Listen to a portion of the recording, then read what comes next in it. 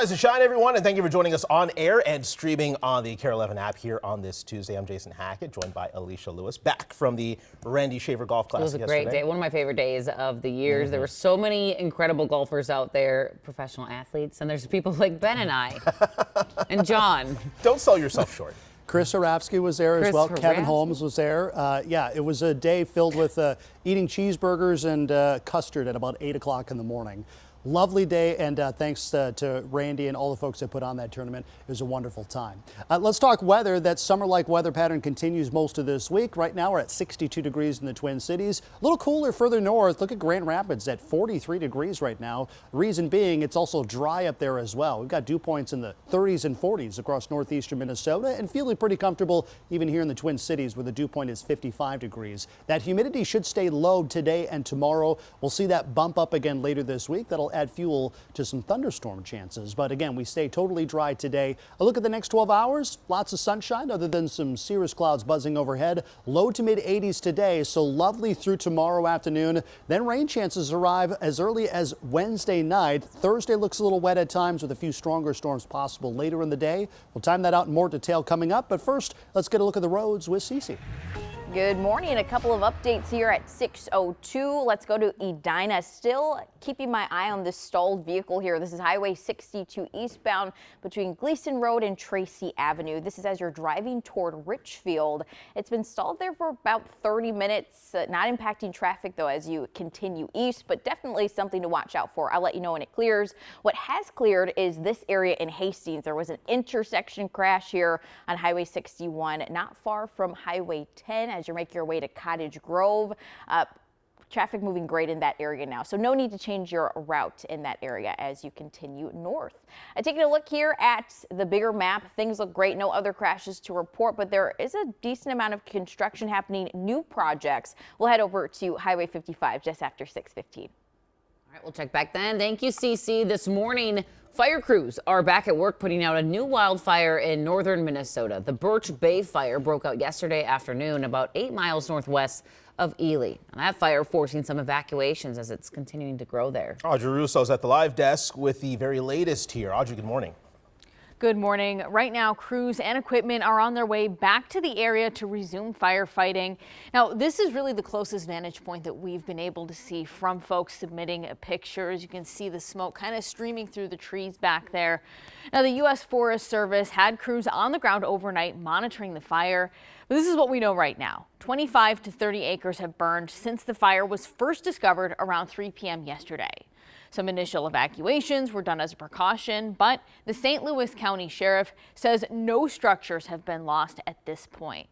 Now, here's what we don't know. What caused the fire? Obviously, that's going to take some time to investigate. Also, where the safest place to stage crews is. But there's going to be an early morning flight happening. It's going to help pinpoint that. Also going to help pinpoint a little bit more of the size of the fire. Right now, that's a bit of an unknown.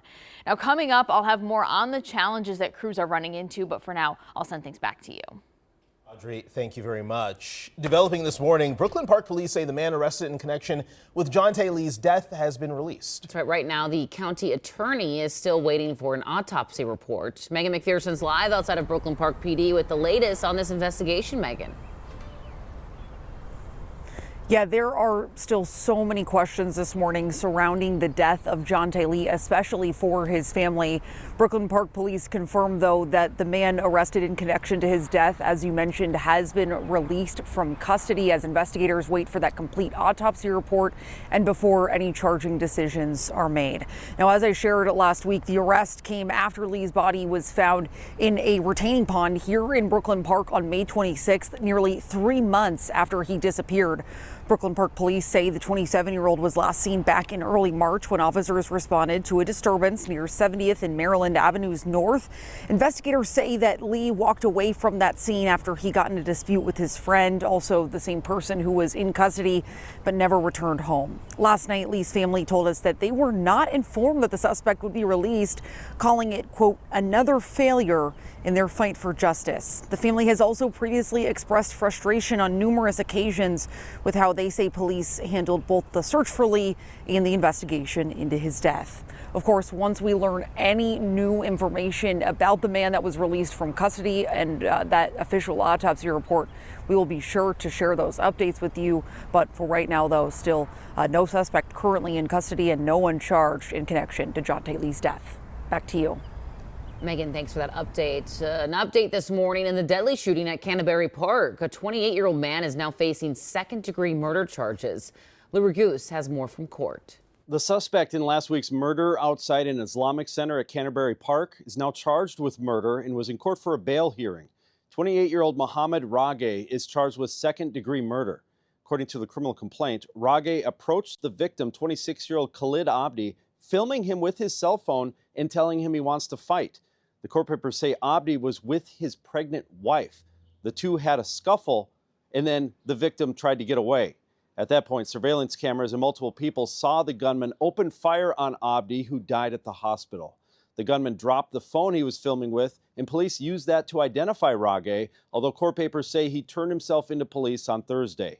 Back in 2021, Rage attacked a couple with a crowbar and pleaded guilty to assault. Court records show he took anger management classes and was banned for life from possessing a gun.